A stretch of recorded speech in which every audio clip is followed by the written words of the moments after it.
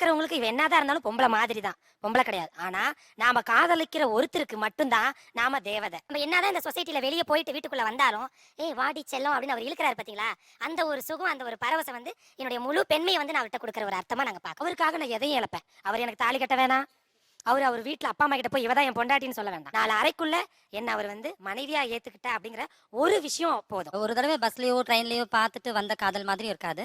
கொஞ்சம் பழக்கத்துல வந்துட்டு அவர் கொடுக்குற அந்த அன்பு, அது வந்துட்டு அவர் உண்மையான அன்பா பொய்யான அன்பா ஆராய தோணாது. இவங்களுக்கு அவர் மேல ஒரு பெரிய அஃபெக்ஷன் வந்துடும். அந்த அஃபெக்ஷன் வராத வரைக்கும் பிரச்சனை இல்லை. வந்துச்சு வச்சுக்கோங்களேன், கடவுளே வந்துட்டு அந்த திருநங்கை கிட்ட சொன்னா கூட அவங்க மனசு மாறாது. அவருக்காக என்ன வேணா செய்ய தோணும், இறக்க கூட தோணும்.